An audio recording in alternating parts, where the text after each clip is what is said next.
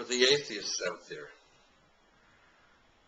you know, you've been trying to lecture me about how evolution is so prevalent and so found within the entire world that I'm blind not to see evolution as a reality.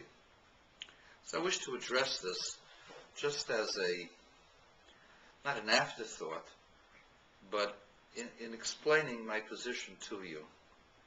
Now, I understand the rudiments of genetics, and I understand that the genes of different animals, insects, vegetables are constantly changing, and that by marriage and by interbreeding amongst people, we change the genetic code of people, and that makes for stronger, healthier people and being able to survive. I understand all that. But the main point of evolution is not that people change. It's that species change. And they change from one species radically to another. And that's where I can't accept it, not because of religion, but intellectually. You know, there are millions of monkeys in this world. Maybe hundreds of millions, maybe tens of them, but there are millions of them. And all of them have been bombarded by cosmic rays and by various elements to the environment.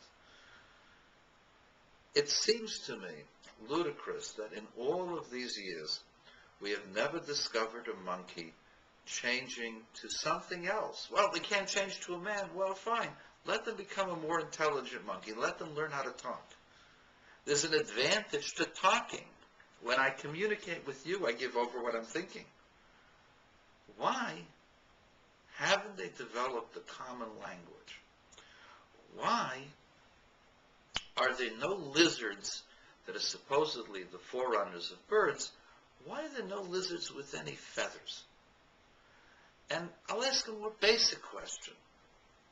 Supposedly the amoeba and the single-celled animals gave rise to the multi-celled animals.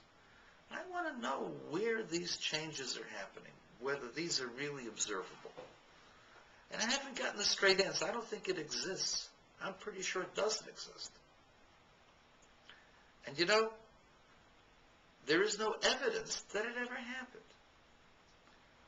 When I was growing up, I used to get Junior Scholastic. Junior Scholastic told us once about the discovery of a coelacanth. It's not pronounced as, it's not written as S-C-A-L, but as C-O-L-C-O-E-L-E-A-C-A-N-T-H. It's a fish with a different type of fin. And these fins are used to walk on the bottom of the ocean. And the scientists said, you know, the development of this kind of fin, I forgot what they call it, a dorsal, whatever it's called, a fin that is able to make it move along the ground, these are the forerunners of feet. And the coelacanth became extinct, I don't know, 8 million years ago, and it developed feet, and it became something else. In the 50s, they discovered, or the 60s, they discovered the coelacanth was alive and well off the coast of Madagascar. Same coelacanth. Oh, no, it's a cousin of the old coelacanth. Why is it a cousin? Because it couldn't be the old one, because the old one got extinct and developed feet. This one hasn't developed a single stubby toe. So this is the retarded part of the coelacanths. In the meantime, there's no evidence that there was ever a coelacanth that developed a stubby toe. But this is part of the garbage that's being presented as scientific fact. Everybody says evolution is a fact because vaccines are facts. Vaccines are facts. You get weakened types of bacteria. It's not that doesn't make evolution. That makes changes within the particular bacteria. The whole idea of influenza changing from one flu to another flu is a change, an adaptation of the previous, dealing with the new conditions in the world. So that's the way creatures learn to deal with their environment. And it's the wisdom that God has put into the natural part of us. You know, we have in our enamel stuff that's harder than steel. The enamel in our teeth is harder than steel. I'm going to ask you a question. How does that evolve? Which part of our anatomy learns to absorb calcium to create the type of crystals that make it harder than steel? It can't happen by itself. This is a wisdom that is a divine wisdom that put the whole system of life in such a way where life can survive, and it has to survive on its own, but is given the powers and the intellect necessary to try to survive. And ultimately on man to learn how to do the right thing and to make proper decisions. That's the message that we get out of the Torah. God put us here. We are limited existences. We don't live forever.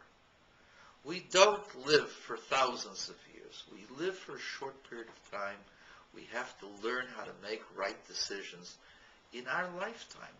And that's something that we can understand and readily believe. There is a supreme being, created us, and gave us freedom of choice to do good things and to make peace on the world, and not to create wars and conflicts like you're getting from radical Islam or the old fundamentalists that would kill people if they didn't believe like them. This is the message that we try to give to the world. Learn to get along with other people. Learn to make good decisions. You're given your brain and your heart by God. Learn to use it properly, not negatively against others and to hate others. And that's a clear and universal message that's found from the Torah. Is there any objection to that? The objection that you have is that I've got this beard and I look different from you. I'm not that much different from you. I believe that God created us, and I have certain traditions which I keep. But in those traditions, the principles are always to do the right thing and to treat other people the way you'd like to be treated yourself. And that's something that you and I can agree with. And there's no reason for this rhetoric that's so filled with, accusations back and forth. I respect the people who disagree with me. I just don't agree with them. You don't have to agree with me either. But you can respect the fact that I've read some of your stuff and that I understand some of your stuff. No, I haven't read every single thing, and I haven't seen the latest videos. Yes, I've seen enough, I've read enough to have a response to some of the things that you're saying to me. And if you don't like my conclusions, you don't have to take it. We can have the discussion and remain as friends. But we're not ignorant, and we're not insensitive, and we understand that a baby that gets circumcised has some pain. But we also recognize that there's a supreme being that gave us the wisdom and gave us the transmission that this is what we should do. And maybe, just maybe, there's a wisdom greater than yours, that this is good for the child. Ultimately, it protects the child. And the evidence, as far as I see, is more weighted on the circumcision side than the anti-circ side. I see both arguments, but you have to recognize that the fact that the World Health Organization concluded that it's beneficial in the fight against AIDS, there has to be something behind it. They're not crazy people. And neither are the people who believe in the Torah. We're not unreasonable people. We believe that you have to treat others as they want to be treated.